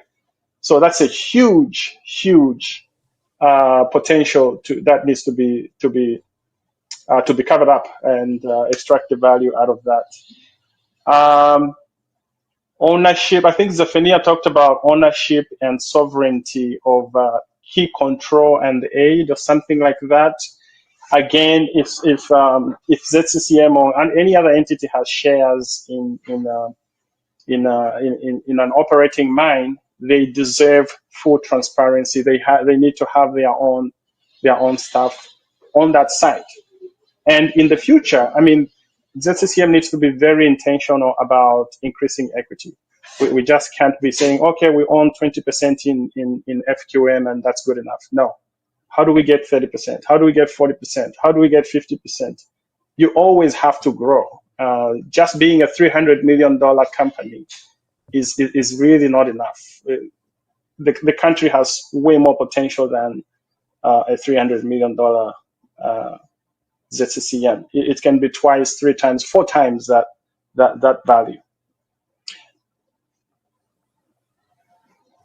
Yeah, I think we got to Brave. Brave, any answers to this? I'll start with the last one, the stream settlement, the 1 billion gold stream settlement, which was paid upfront. But that people are taking, basically getting interest in this. Those who follow my Facebook accounts, I've written quite an extensive thing on this. Now, of course, the maths is not gelling up. I just to quote some figures from 2024. Kansanshi mine declared that 605 ounces of gold in 170,000 tons of copper. That is 17.5 per million ounces. 17.5 ounces of. Now, if you look through the agreement itself, it's even talking about, 70 ounces per million tons of whatever. They come up with those figures when the pro is saying they only do 17 ounces per million copper. So definitely there is a case there where people need to look at this, but they are saying take them 10 years, almost 11 years to pay back. But what I want to say on this deal is, this is Kansanshi gold. Now, where is that money going to be used at? If it's not going to Kansanshi mine, then wherever FKM is taking that money to, Kansanshi mine should take that as that entity receiving that money. It should be a loan, and they should basically interest, prevailing interest on that. Because if it's invested out in Kansanshi mine, then Kansanshi mine is losing out in Zambia in general. And if this money goes out to as the capex or capital expenditure in another country outside Zambia, then we've lost out. They've used the gold, and Kansanshi basically is ZCCM-IH, which is 20%. They own 20%, in Kansanshi. Much of this taking out. Definitely, there is a case there. People need to look at this deal with pollution. The Kafiwe pollution, I don't know how many people remember 2006. The first time, in 2006, polluted, there was no water in Chingola for about a week. Now, this is a repeat.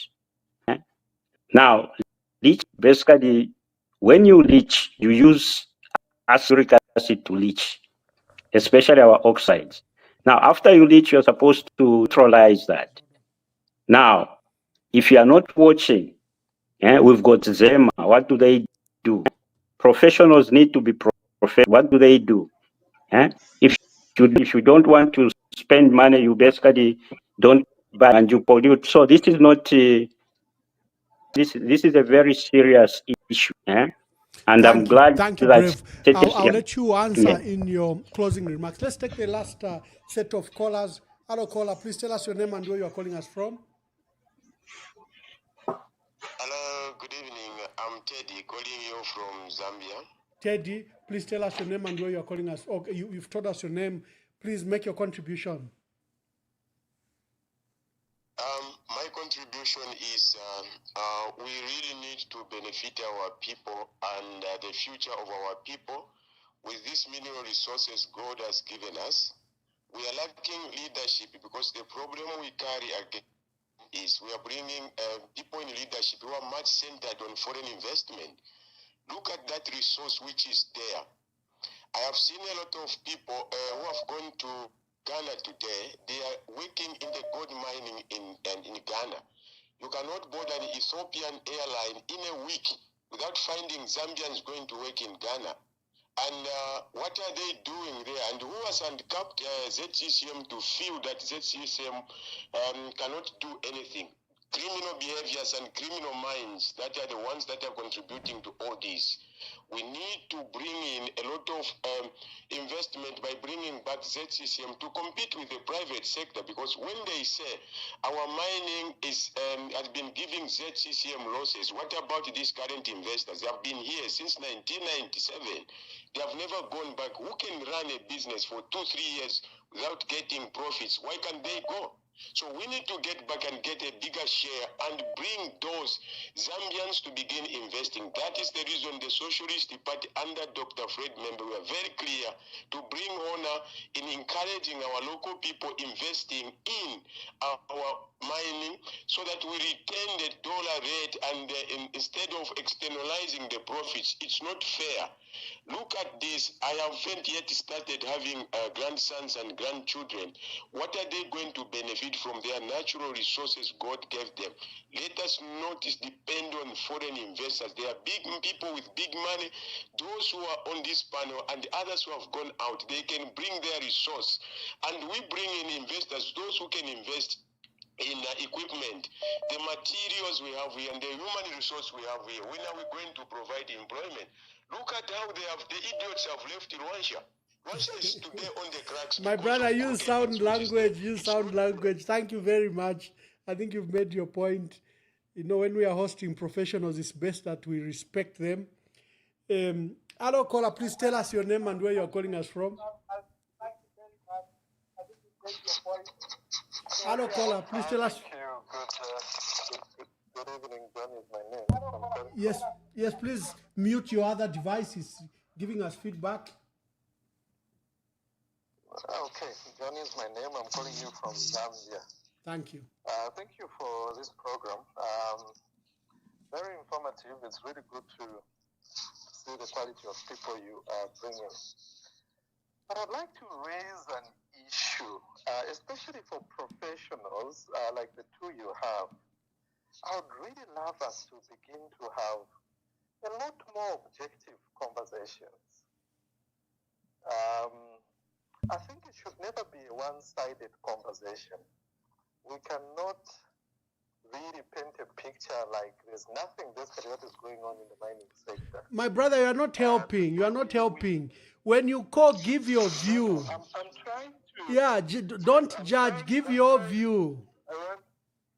Okay, my view is. Yes. Let me state my view. Thank you. So we know that there's been a lot of confusion in the mining sector, and we know we've seen that government has recently made some strides, especially with the creation of a regulatory body now. I think for the first time in the history of the mining sector of Zambia. I'd like the two to comment on that. Will that help with the various problems we've had? Secondly, also, you earlier spoke about Luvambe, cobalt, and all. Recently, ZCCM increased its shareholding in Luvambe from 20% to 30%. ZCCM holds 20% in cobalt.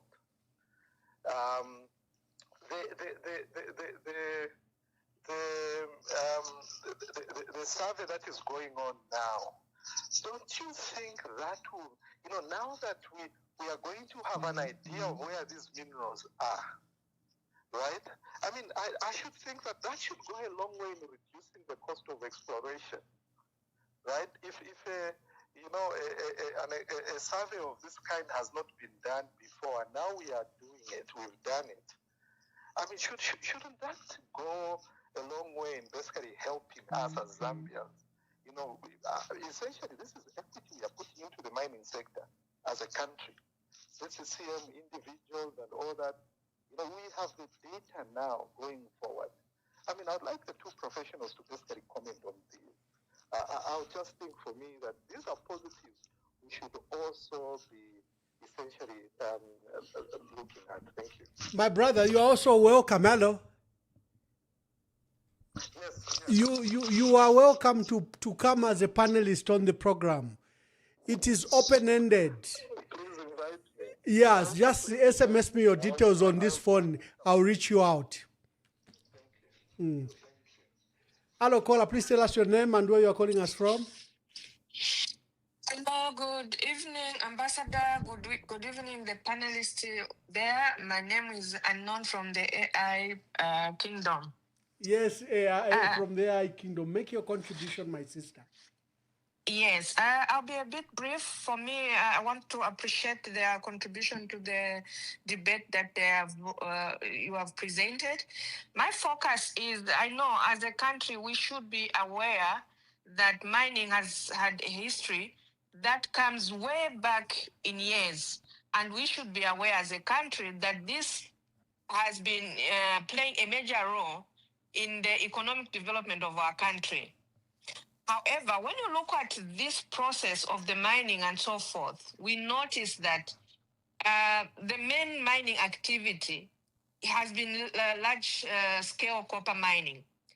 However, when you look at these other issues in terms of production, processing, and export of other minerals, we see that they have been under development in that area. Like we more focus on the large-scale copper mining as a country. And based on that discussion, and I look at the promises of the current president when he was a president, when he said he was going to promote and formalize the artisan and the small-scale farmers, small-scale miners, when he comes into power. Today, are we seeing that happening or not? We are not seeing that. And therefore, as a country, we are not seeing this government promoting or implementing a diversified or export-oriented mining sector. That's why we are not focusing on anything that is concerning even the small mining, the small-scale miners. It would be nice. That's why I always emphasize every time I call Mr. Ambassador Mwaba, when I call, I always ask these people who are advising the president in terms of the policies that they want to implement for the development of this country. If you look at what I've just simply said, we focus on mining of copper. The other numbers of stones that we don't focus on, and therefore they should be looking at to diversify that sector, and then come up with what I can say, the small scale mines regulatory framework, which is going to support the small miners and be able to promote these people. We seem to be promoting more of the copper production and neglecting the other sectors. If we do that... Thank you, my dear sister. Ambassador Mwaba, if you remember, today is a day I can remember the late Banawakwi, with the way she brought out issues on the mining and how much as a country we've not benefited from the revenues of the mining, which you would always say, that has not even gone to Control 99. That is my contribution. Thank you so much. Thank you very much. Gentlemen, I've kept you for 2 hours, and I'm grateful for the sacrifices you've made. And I know that you're supposed to be, to begin the day in the next few hours as the week kicks in. In your concluding remarks, I want you to attend to the issues of small-scale miners. Sometimes they're called illegal miners. Ghana has done it very well. They've attempted to regularize this so-called illegal mining. Gold is alluvial, so it's in surfaces of rivers or just on surfaces, and it's therefore easier to invite gold rushes. Before government could even legalize, you'd see thousands have invaded the space. So Ghana did some policy that has allowed them to earn, just in the last 2 quarters, $5 billion. How did they do it? I think they put people into cooperatives, issued artisanal licenses, stopped calling everyone as illegal, outlawed the participation of foreigners in the subsector, and created an entity that could buy gold. In our country, when you are found with gold, it's illegal. The police will confiscate it. Ghana did the opposite. They said, we don't care where your gold is from, but come and sell it to us. And we've seen government generate up to $5 billion just in a period of 6 months. What should we do?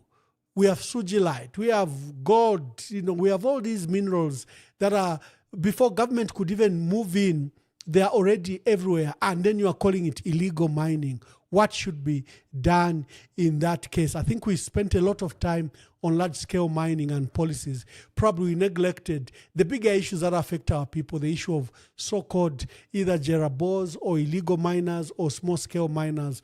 What should be done? So begin to offer your closing remarks, but also take time to answer to that. Let me start with my dear brother. You are on the spot, we're brave. Okay. No, thank you. Talking about artisanal mining or miners and small-scale miners. What is good about Zambia, how everything was basically put together. If I look at in areas, I see trade schools. If you go to Kasama, you hear about Lukacha trades. If you go to Chipata, there's a trade school. If you come to the Copper Belt, and these areas have got different minerals. One of the things, like you say, let's decriminalize small-scale mining.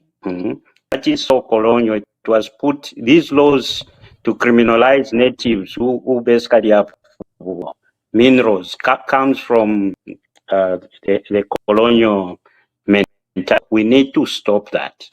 So the first thing we need of trade schools in this. Let's look at small-scale mining as a craft. So people need to be trained. If you go to Mansa, there's a Mansa trade school there. If you're talking about sugilite, we should start people now to mine that thing as a craft, not as a qualification which you need to go to university, just as a craft.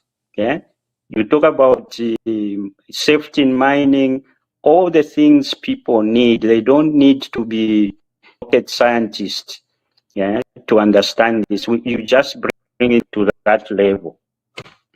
Then the next thing you talk about is basically it's finances, funding. The government needs to basically put together some money, but it should not be handled by a government agency. Give it to the bank where the government has got the highest shareholding, for them to handle that, how they are going to handle that financing. So financing is key. And then obviously with financing, the tools and the equipment and all. So as we are organizing, let's make it practical. Let's not just write the policies. Obviously the policies is to organize it. And we can learn a lot from what Ghana is doing. But I can see the training and the financing as the building block.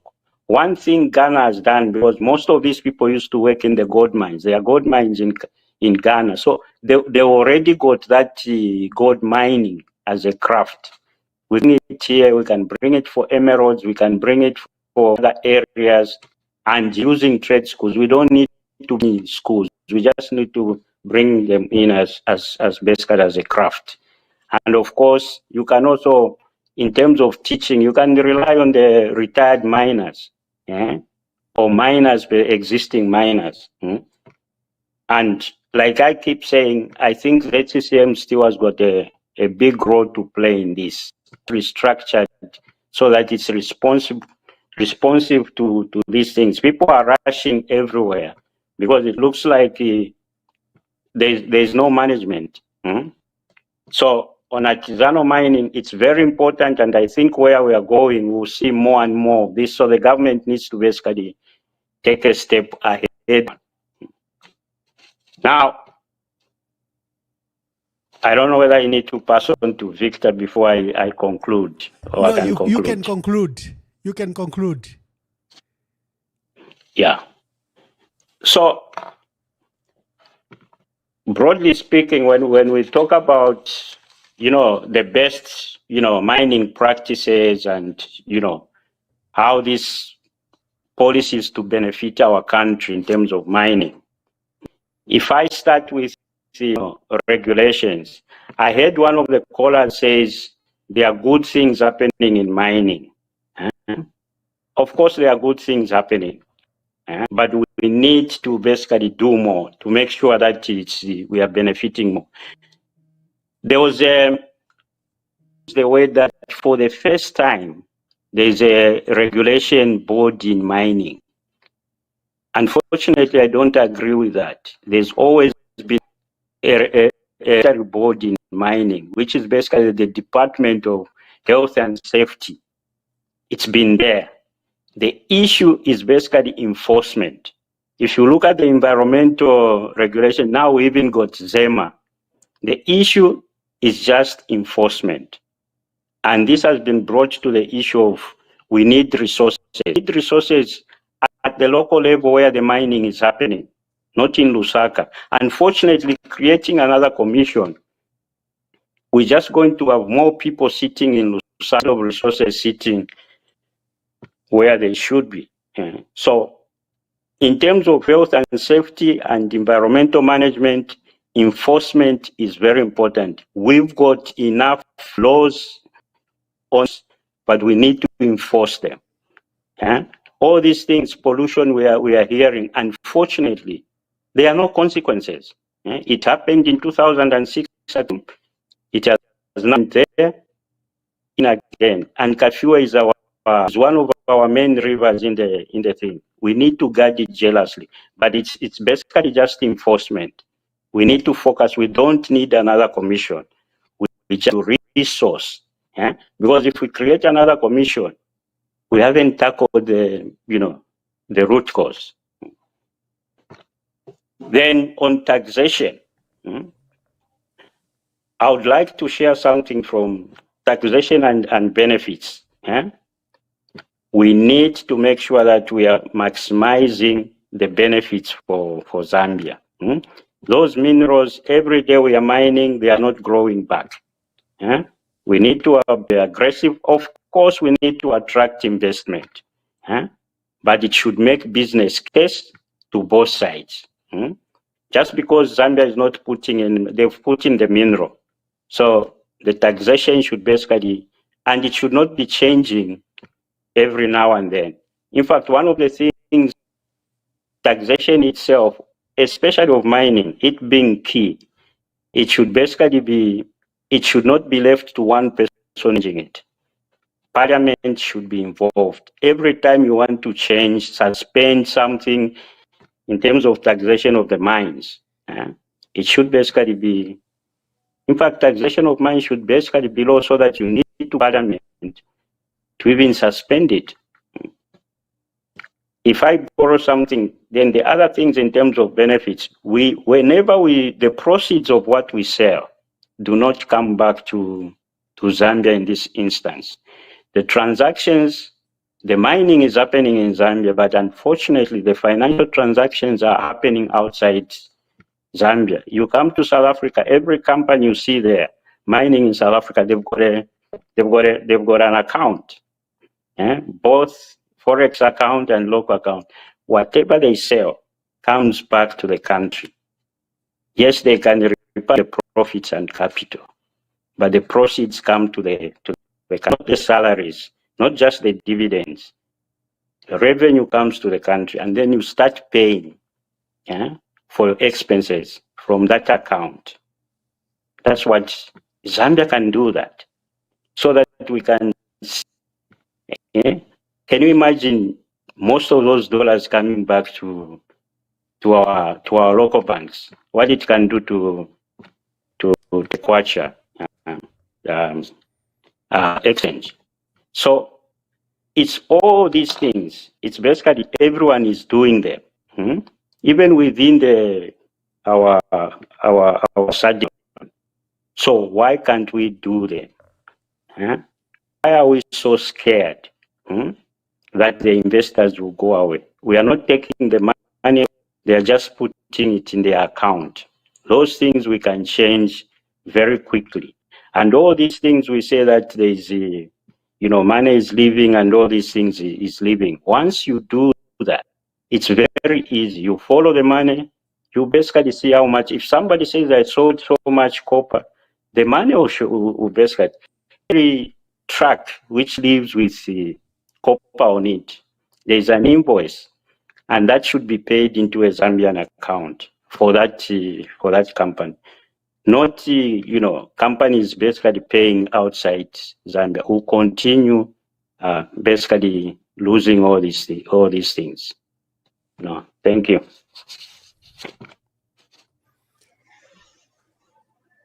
Victor, give your remarks, and you can answer to the various issues in summary, including the issue of small-scale mining, and give us your closing remarks.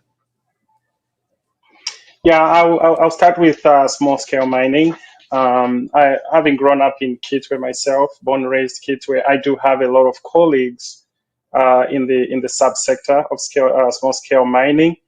I think we need to decriminalize that activity because when you start labeling them, you are dehumanizing them, and whatever happens after that, we start looking at them as as if they are less human than the rest of us. There are very significant safety issues happening in the artisanal mining space. There's cavings and engulfments happening on a very routine basis.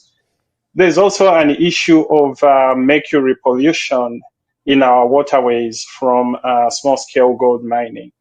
Like my brother Brave said, I think training is key for those individuals in that sector. Financing is key because our waterways are getting polluted left, right, and center, in some cases by small-scale miners. So we need to empower them and really, really train them. Yeah, we can't keep saying we don't have money. The mining sector is a multi-billion-dollar industry in Zambia. There is money if we have the political will. There's a gentleman who said, is there anything positive happening in the mining space in Zambia? Yes, there is. And there's plenty of people speaking to that.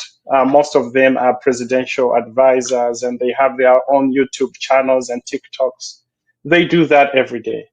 I think that we do have a balance as experts from the industry. We have to speak to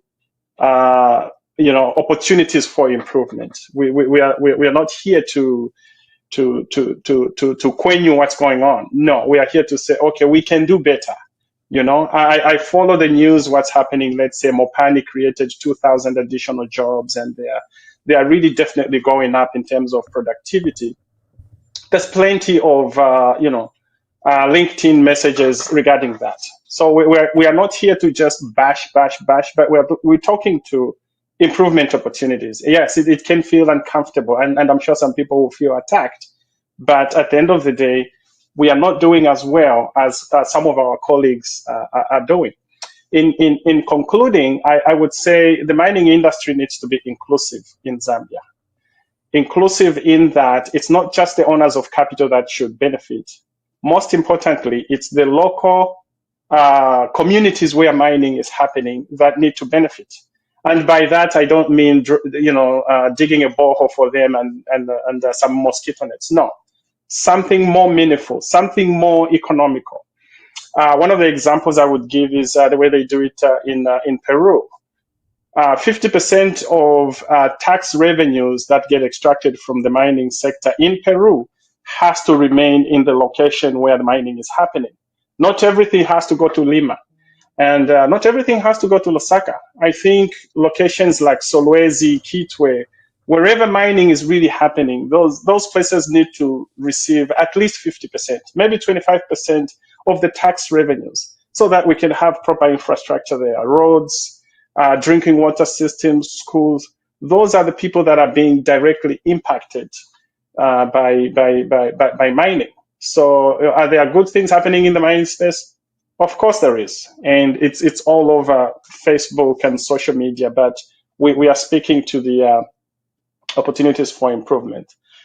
Safety is always number one. Environmental is always number one. I think we need to step up as a country. No more excuses of saying we don't have enough money. It's a big enough industry. It can self-fund regulation and enforcement. That's my closing remarks. Oh, thank you very much. To you, dear Zambians, today on the Diaspora Forum, we're hosting two mining experts, Victor Mwaba and Brave Mushikita. They were speaking to the various issues, including drawing to your attention the best practices across the world and what Zambia can do to learn from some of those best practices. The gentleman that called from Luansha attempting to accuse the panel of being partisan or one-sided, use the term one-sided, I think is not being fair. These men have come here as mere professionals. They are not here to, to parrot one political view against the other. They are simply telling you, like, for example, what happens in Chile, the biggest copper producer. How is government benefiting from the $17 billion that it exports that copper? And how much is returned, as you heard from Victor, in the local community before you even go to the capital city, Lima? And, what models have they used? I think that's the purpose of the Diaspora Forum. Last week we had a panel of economists. Today we had a panel of miners, and mining experts. Next week we're looking at agriculture. And if there are these experts working across the world, we would like to host you, because this is one of the biggest potential to our economy. If it's not mining, it's agriculture, tourism. We've become a trading nation, yet sitting on this huge resource of water, agriculture, and mining. You have a country surrounded by 400 million people, but always planning to grow for 20 million people. What kind of thinking is that? So we think that Congo will not receive our maize. Why do we plan so small? Yet we are surrounded by so many.